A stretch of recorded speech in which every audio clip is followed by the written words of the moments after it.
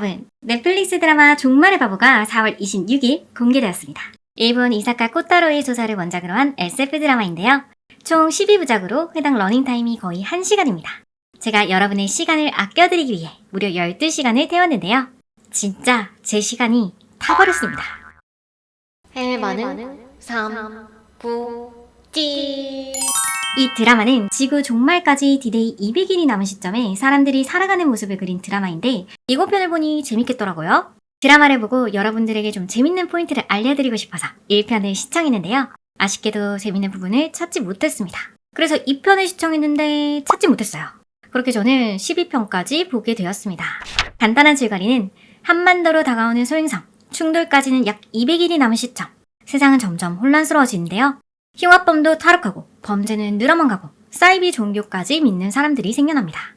이런 와중에 조용히 하루하루를 버티며 살아가는 웅천시 사람들의 이야기를 그린 내용인데요. 중학교 교사 출신 진세경, 남자친구 하윤상, 성직자 우성재, 군인 강인하 이 네 친구의 이야기가 중심입니다. 주요 에피소드는 이 교사 출신 진세경이 혼란스러운 세상에서 청소년 인신매매로 인해 중학생 제자를 거의 잃게 되는데요. 그 장본인들에게 복수를 하는 내용입니다.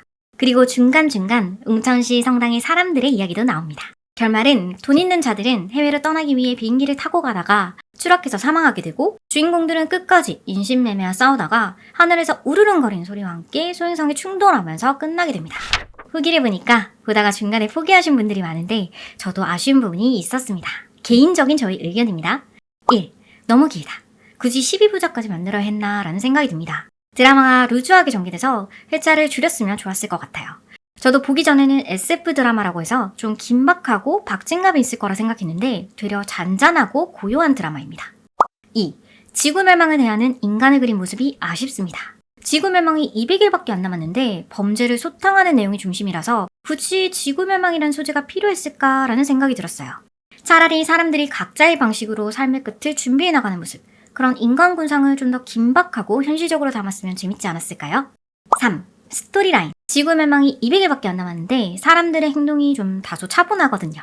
그런 것을 설명하는 서사가 나와 있지 않아서 이해가 좀 안 되고 개연성이 떨어지는 것 같아요. 그리고 디데이 200일, 100일, 50일 점점 클라이막스로 향하는 게 아니라 왔다 갔다 합니다. 디데이 100일에서 갑자기 과거 디데이 180일 모습을 보여준다거나 그런 식으로 전개가 되는데 흥미롭게 전달하려고 한 것 같은데 되려 몰입이 안 되고 좀 정신이 없었어요. 점점 클라이막스로 치닫는 모습을 그렸으면 좋았지 않았을까 생각합니다. 이 드라마가 원래 작년에 공개 예정이었는데 유아인씨 마약 사건으로 올해 공개했다고 합니다. 유아인씨는 1, 2편에서 편집이 많이 된 것 같고 나머지 회차에서는 그래도 많이 나온 편인 것 같아요.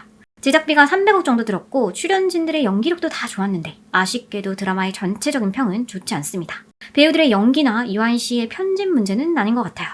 폐해 평점은 이렇습니다. 리뷰도 다들 루즈하다, 재미없다 라는 반응이 대부분이었습니다.